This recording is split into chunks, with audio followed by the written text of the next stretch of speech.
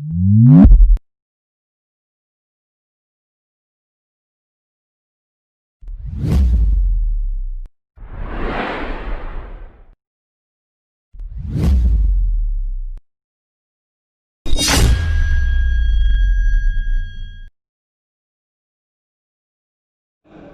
kita Bapak Rudi Stanza, yang antum semua pasti kenal dengan beliau, yang jasa beliau begitu banyaknya.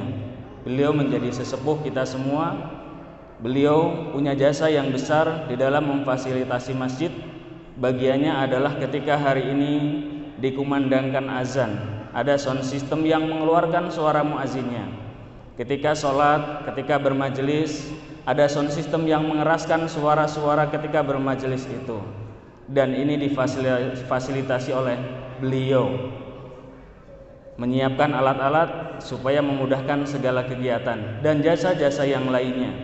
Ternyata Allah Subhanahu wa ta'ala takdirkan beliau lebih dulu dipanggil daripada kita semua. Hari Kamis kemarin jam setengah 12 beliau dipanggil oleh Allah Subhanahu wa ta'ala dan dimakamkan setelah asar. Beliau yang biasa lalu lalang di sekitar kita, yang gemuk, yang biasa ngatur sound system. Semoga Allah Subhanahu wa ta'ala ridhoi dan rahmati beliau, menerima jasa-jasa dan kebahagiaan beliau. Saya mengajak jamaah sekalian untuk sebentar berdoa secara khusus untuk beliau. Silahkan masing-masing berdoa, dimulai dari sekarang.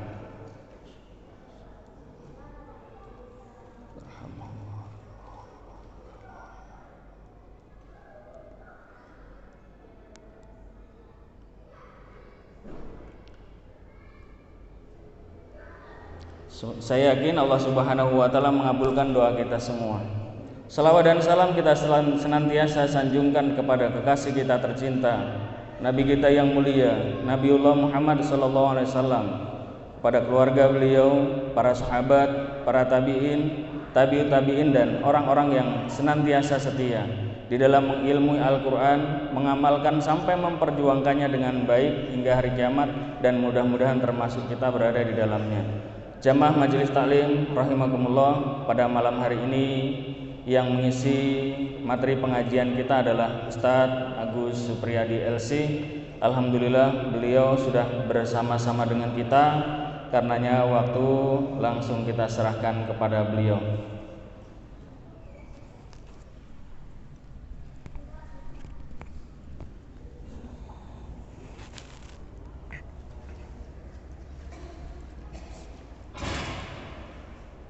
Assalamualaikum warahmatullahi wabarakatuh.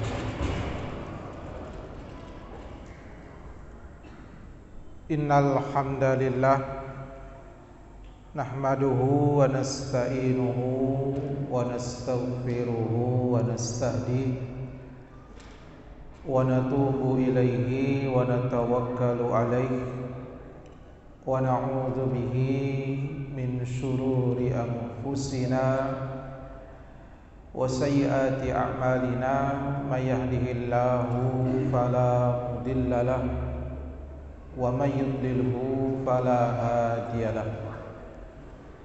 Asyhadu an la ilaha illallah wahdahu la syarika lah wa asyhadu anna Muhammadan abduhu wa rasuluhu la nabiyya wa la rasula ba'dah.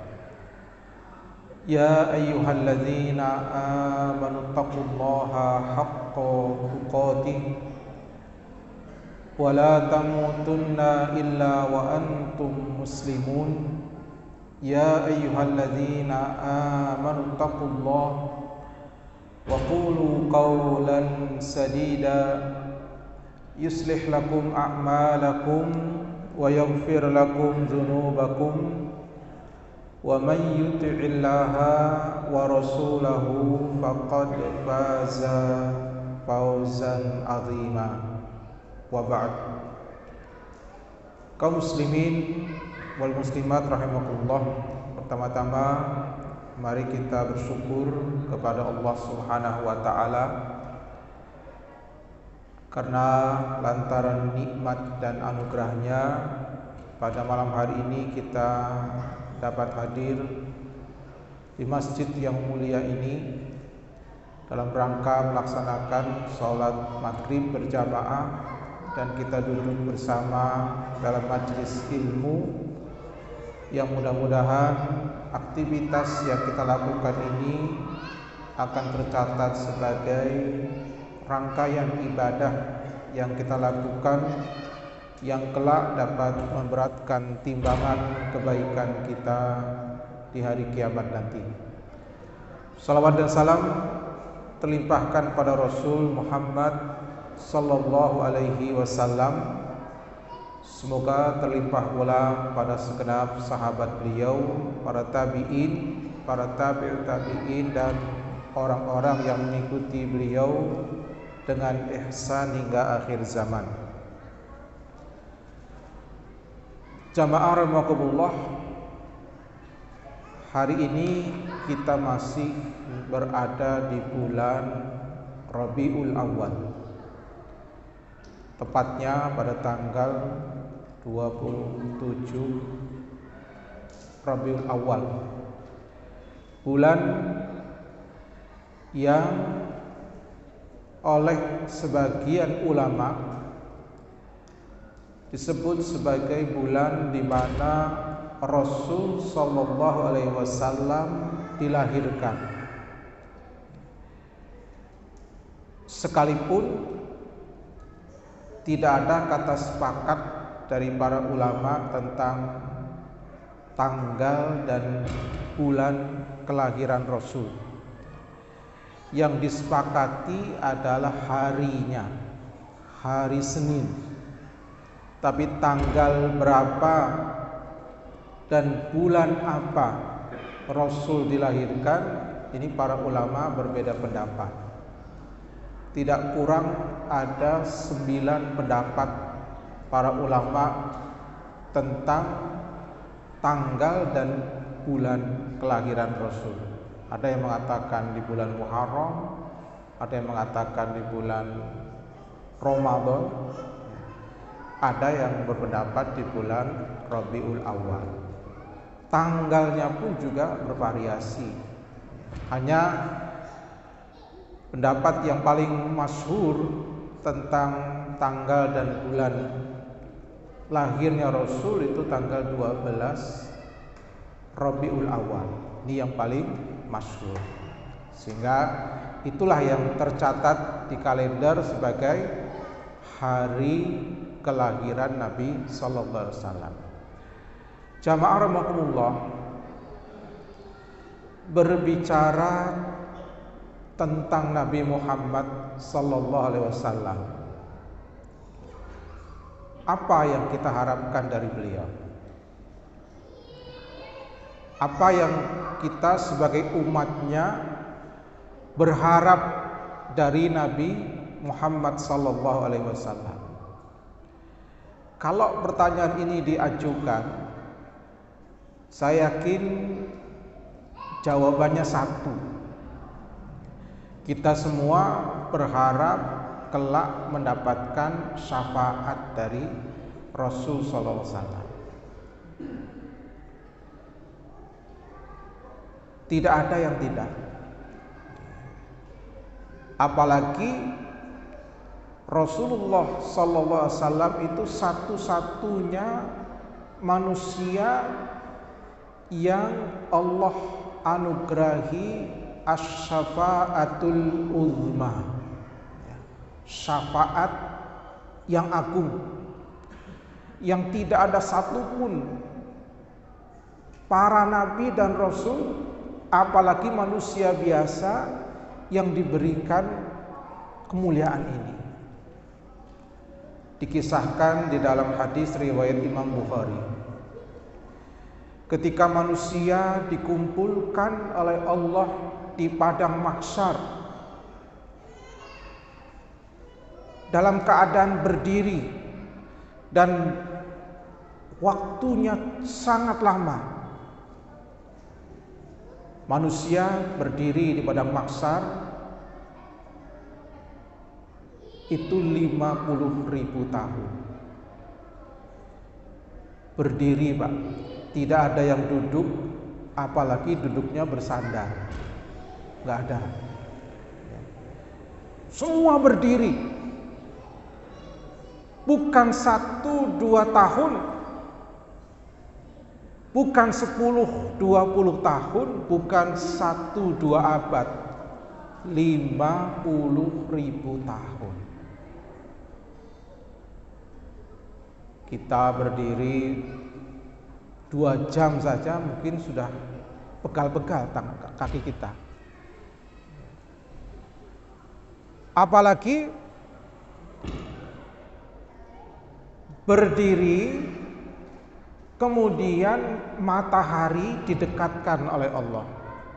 Qadra mil, kadarnya hanya 1 mil di atas kepala masing-masing manusia. 1 mil itu 1,5 kilometer. Padahal hari ini para ilmuwan memperkirakan jarak antara matahari dan bumi itu kurang lebih 240 juta kilometer. Itu saja kita rasakan siang hari itu panasnya luar biasa, seperti hari ini tadi. Siang hari tadi luar biasa panasnya.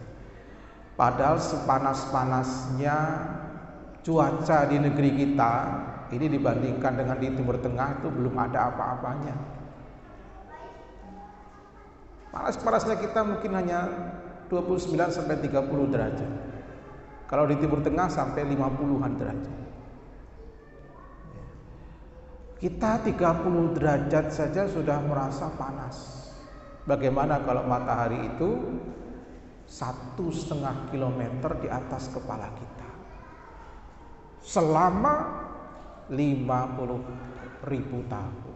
Maka karena begitu lamanya manusia menunggu keputusan Allah, orang-orang pun datang menemui Nabi Adam alaihissalam supaya memohon kepada Allah supaya proses hisab ini segera dilakukan. Tapi Nabi Adam tidak berani karena merasa punya dosa yang ketika Allah menempatkan Adam di surga dan melarang untuk makan 1 buah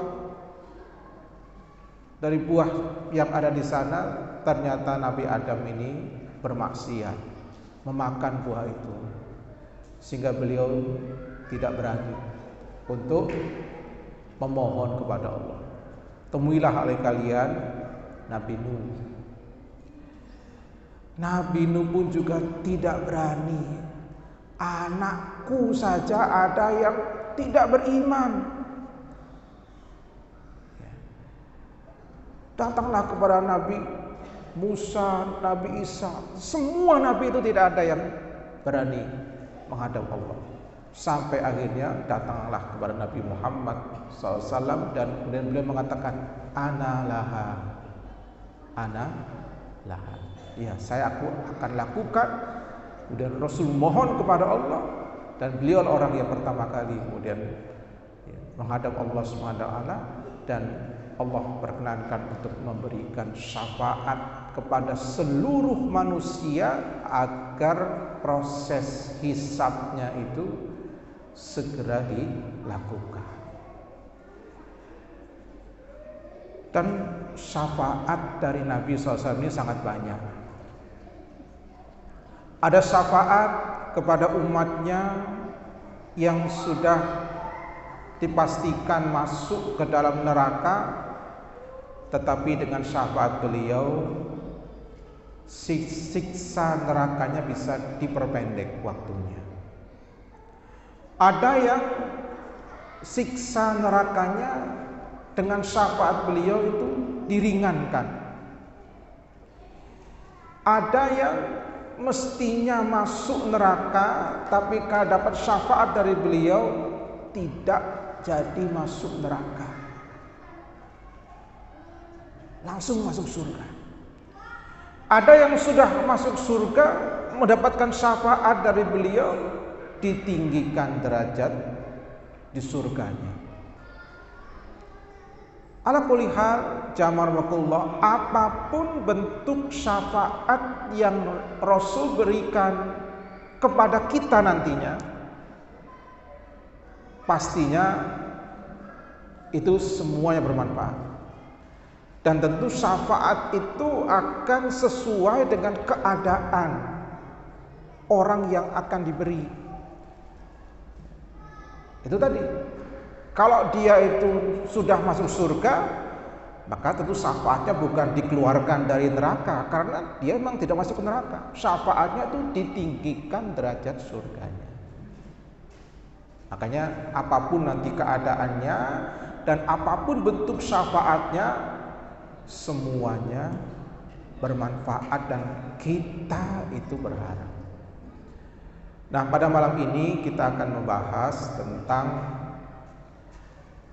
amalan-amalan agar kita mendapatkan syafaat dari Nabi SAW. Jadi supaya antara harapan kita mendapat syafaat dari beliau itu berpeluang untuk dikabulkan dengan amalan-amalan yang kita lakukan. Kalau hanya sekedar berharap tapi tidak diimbangi dengan amal, maka harapan itu menjadi tipis. Karena tidak setiap orang yang berharap dia akan mendapatkan apa yang jadi harapannya. Ada orang berharap jadi orang kaya, tapi dia tidak mau bekerja, tidak mau berusaha yang usaha itu bisa membuat dia sukses dan berhasil. Ya, harapan tinggal harapan saja. Tapi kalau orang berharap jadi orang kaya, kemudian dia imbangi antara harapan itu dengan kesungguhan bekerja dan berusaha, maka harapan itu ada titik terangnya, sangat mungkin terwujud. Nah, begitu pula kita berharap dapat syafaat dari Nabi. Tentu tidak cukup hanya sebatas harapan, harus diimbangi dengan amalan-amalan yang memang dituntunkan dan dijelaskan oleh Nabi sallallahu alaihi wasallam bahwa amalan itu kelak akan jadi wasilah seseorang itu mendapatkan syafaat dari beliau sallallahu alaihi wasallam. Ada 4 amalan yang bisa menjadi sebab seseorang itu mendapatkan syafaat dari Nabi. Yang pertama adalah memurnikan tauhid dan membersihkan diri dari segala bentuk kesyirikan. Dan ini yang paling utama. Karena Rasulullah SAW bersabda, as'adun nasi bi syafaati yaumal qiyamah man qala la ilaha illallah khalisan min qalbihi aw nafsihi. Orang yang paling berbahagia, as'adun nas, orang yang paling berbahagia, orang yang paling beruntung, bisyafaati, karena mendapatkan syafaat dariku pada hari kiamat nanti adalah man qala la ilaha illallah, orang yang mentauhidkan Allah, orang yang mengakui bahwa tidak ada ilah yang hak kecuali hanya Allah semata. Mentauhidkan Allah, tidak mensekutukannya dengan sesuatu apa. Jadi memurnikan tauhid dan menghindarkan dari segala bentuk kesyirikan, baik itu syirik kecil, lebih-lebih syirik besar. Hadis ini sahih, riwayat Imam Bukhari dalam sahihnya. Ini yang pertama dan paling utama. Jika kita berharap kelak mendapatkan syafaat dari Nabi SAW, murnikan tauhid bersihkan dari segala bentuk kesyirikan.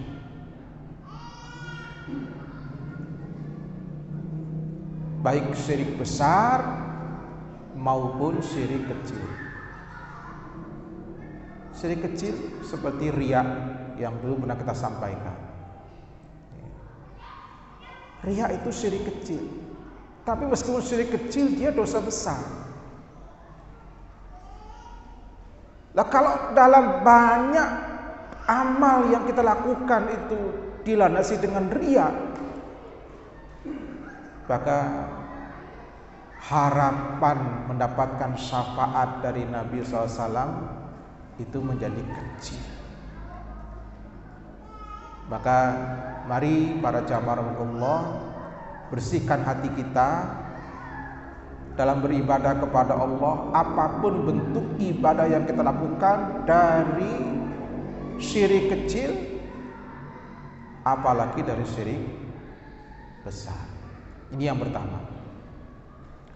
Yang kedua, amalan yang kedua, dan ini yang sangat populer, amalan yang dengannya berharap kita dapat syafaat, yang paling populer yaitu bersolawat kepada Nabi Sallallahu Alaihi Wasallam. Bersolawat.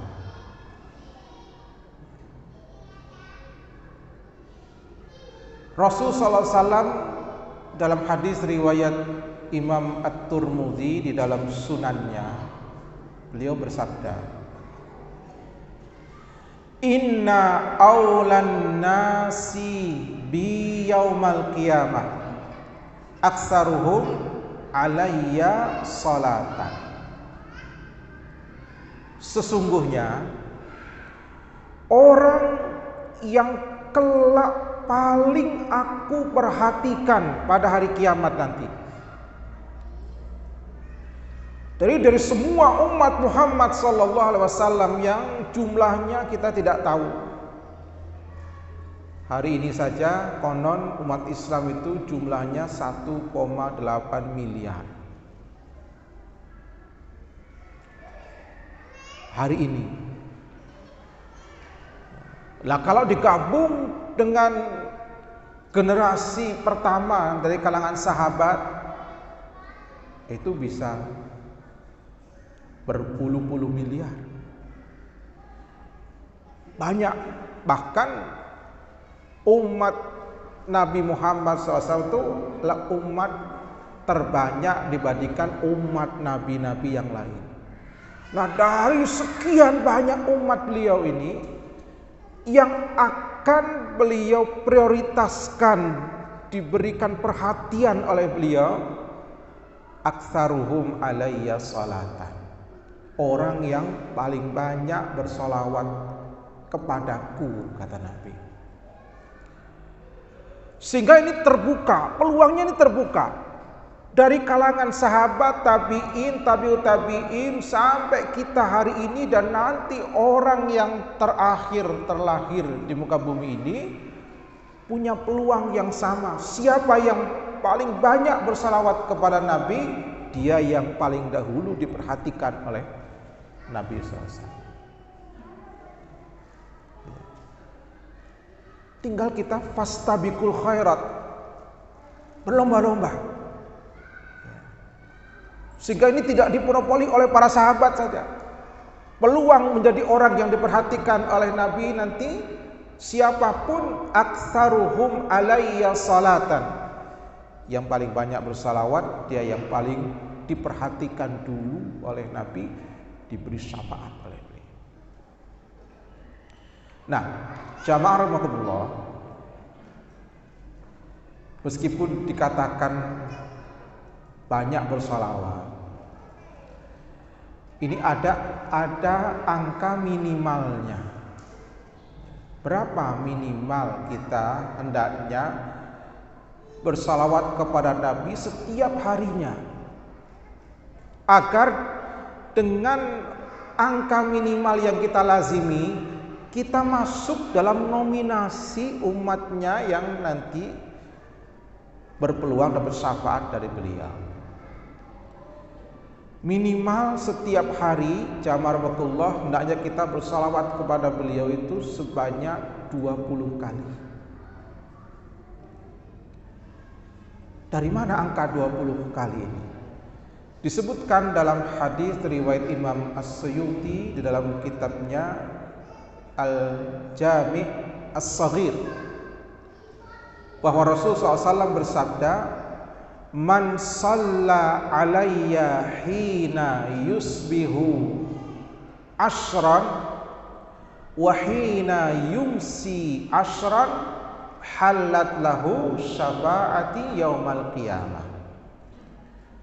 Barang siapa yang bersalawat kepadaku di waktu pagi ba'da sholat subuh dalam rangkaian zikir pagi sebanyak 10 kali, wahina yumsi, dan pada petang harinya setelah sholat asar dalam rangkaian zikir petangnya juga asron, kata Nabi, 10 pagi 10 petang, halat lahu syafaati yaumal qiyamah, maka ia berhak untuk mendapatkan syafaat dariku pada hari kiamat.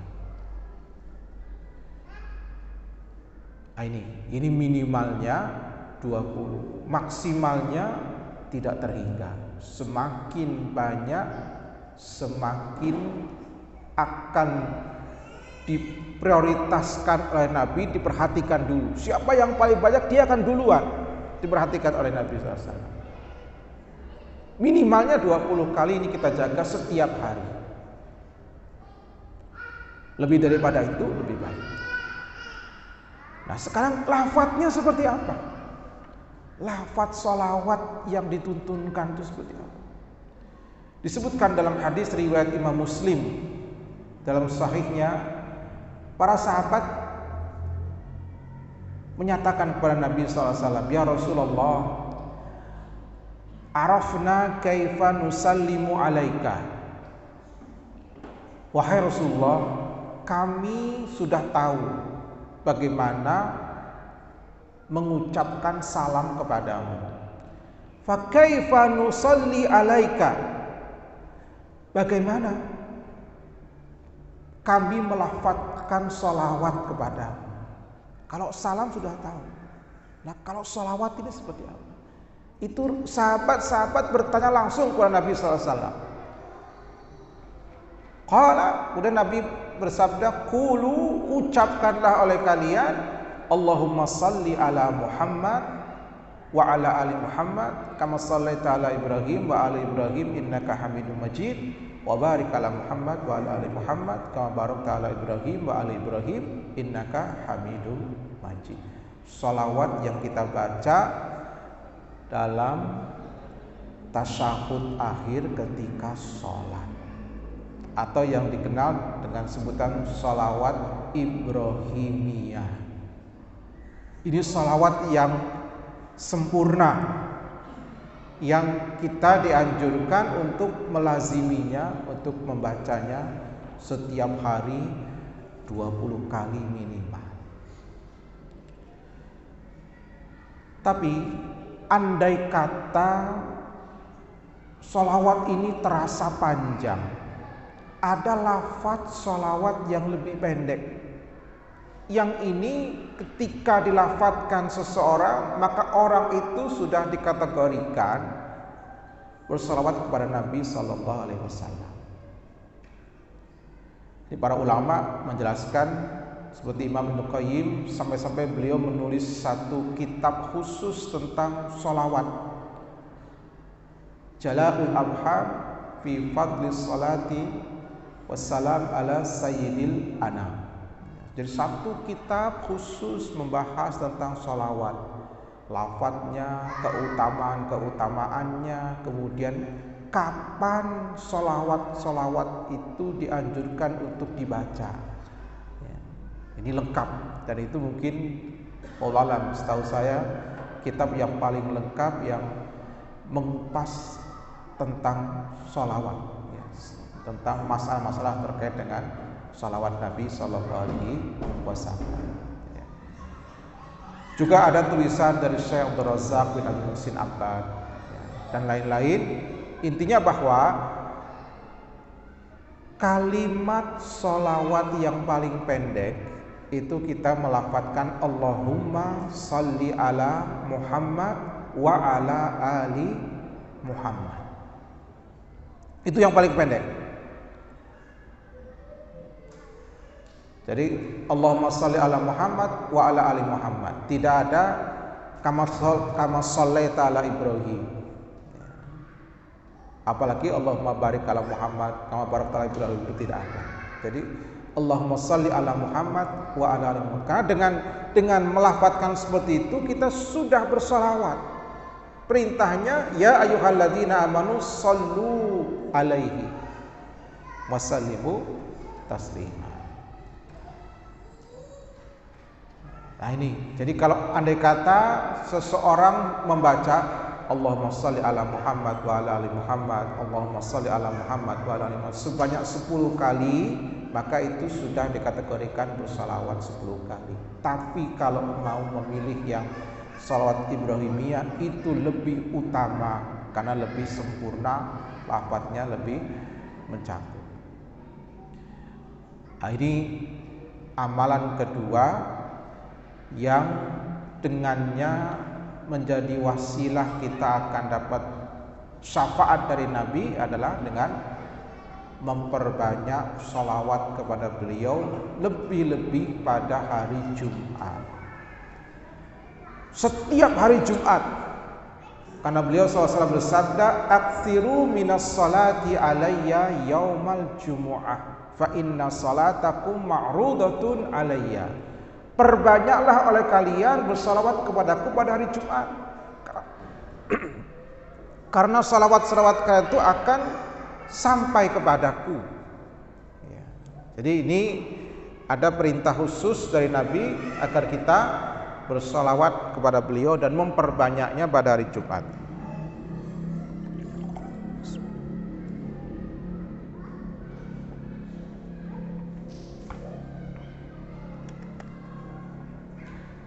Baik, itu yang kedua.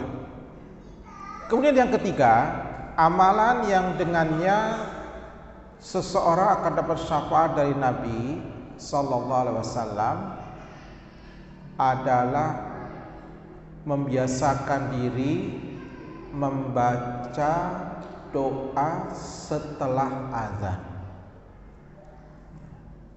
Doa setelah azan. Dalam hadis riwayat Imam Bukhari, Rasulullah SAW bersabda, "Man qala hina yasma'un nida."